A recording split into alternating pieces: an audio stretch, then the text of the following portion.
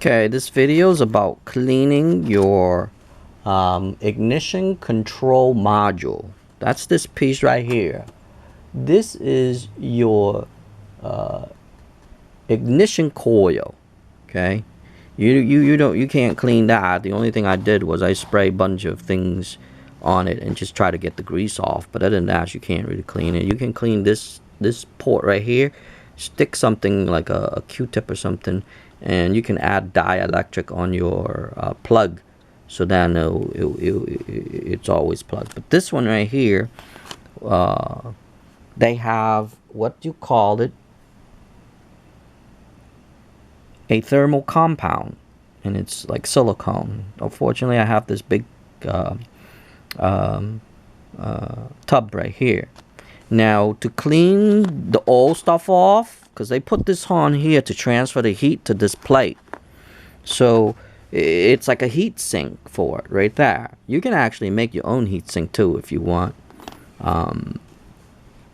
but in this case, it already have its own heat sink, which is, I don't think that's adequate, but I leave it as is anyway. Because anyway, in order to clean this off, you need, like these stuff right here, they have a thermal compounds surface purifier. You can actually add that on. If you don't have it, this is number 2. Number 1 is a cleaner, and basically is you put the cleaner on here to get all the stuff off. If you don't have it, get acetone. Acetone will clean this off, or nail polish removal, or alcohol. Those are the 3 that I would suggest you to do. And what happened is, you would clean all the surface area that you see white, because that's the compound on that, and you will need the compound. If you don't have them, I believe the next best thing is the high heat silicone. But I don't recommend it. But I mean, it's like those 500-degree high heat silicone. It will make a gasket like, and you can probably adhere them that way. But the best thing to do is to use the thermal. They actually make silver one too, for like computers and stuff. Basically, it's like a CPU. Imagine this is a CPU computer. You would just put that on there, and then it would adhere to heatsink. Same principle. Anyway, this is where it goes in right here, and that's where it adheres to this right here. But in that case, they actually add another layer over here to this piece here. Okay. So I have already cleaned that off already. Actually, right here you can see the little small white residue on here. Sorry about the lighting, it's not good right now, but you get the idea. So anyway, you just put bunch of them on there, bunch of them on here, and bunch of them on here, and then marry them together like that. So that way it's gonna be like this here, actually right there, sorry, and this one's right here. So you would put bunch underneath here, bunch of them here, and bunch of them here, so it can sit on top of here, so it can transfer the heat. That's what basically that one is. But anyway, I'm gonna pause the video so I can put it all together. I don't have 2 hands. Okay, so I put bunch of them on here. I use like an ice cream stick or something. That's a project stick, and I put that was extra, so I left it on there. You're gonna need some Q-tip because you're gonna have to clean the surrounding. I put it underneath here, so basically I'm gonna line it to here, line it to the hole.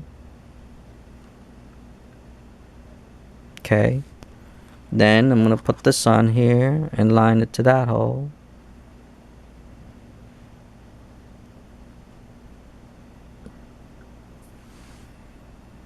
And then put your 2 screws back. After that, you're going to see a bunch of them spitting out on the side. I suggest you to clean those, because when your car heats up, It's gonna heat this up, and it might melt those, so it's gonna leak through on the side. Cause plus you're squeezing these together, all these like sandwich them together.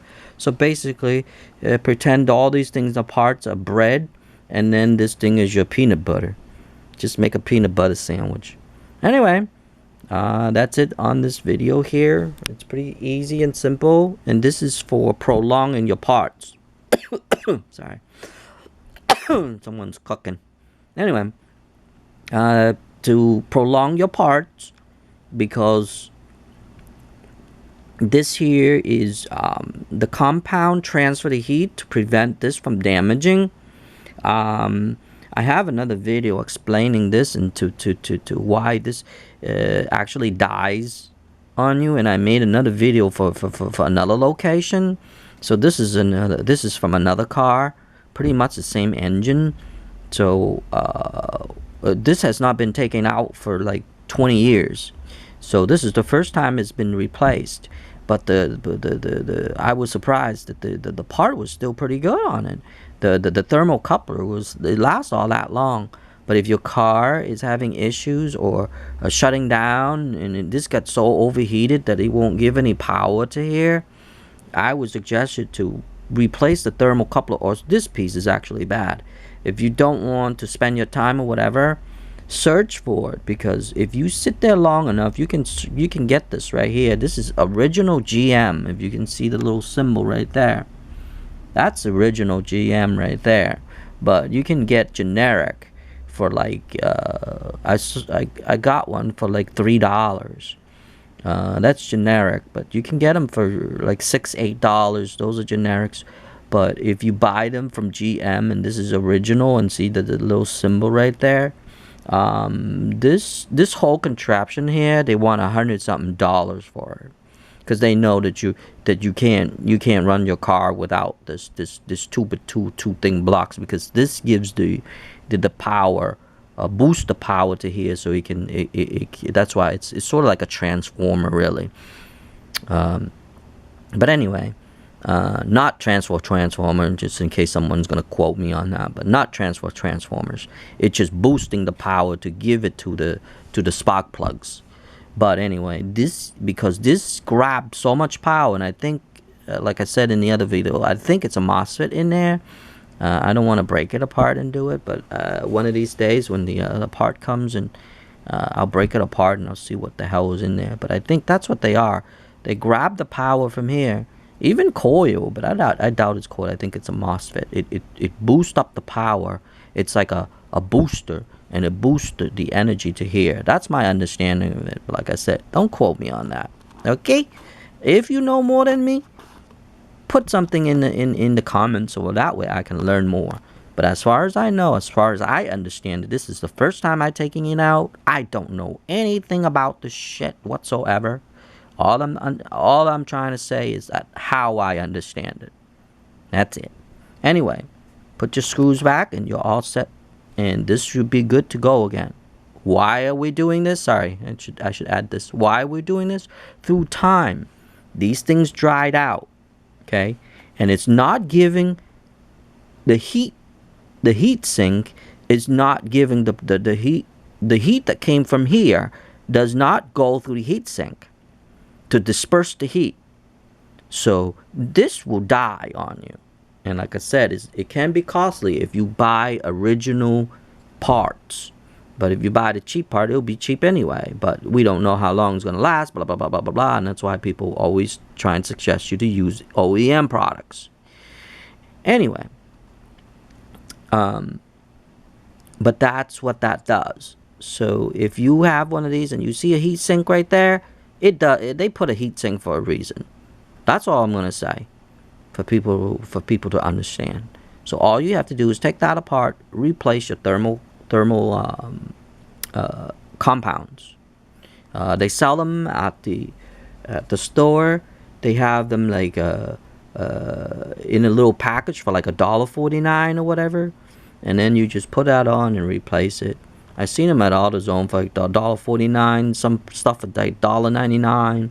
But that's what that is. So all it is basically is transferring the heat from here, because when it grabs electricity, it overheat. not overheat, but it grabs it and it can't go nowhere, so they made a heat sink. So imagine this is your CPU. If you ever work on a computer, the CPU needs to heat it needs to sit on a heat sink. I wish they put a freaking little stupid fan on it. That would be nice too. But anyway, that's it on the video.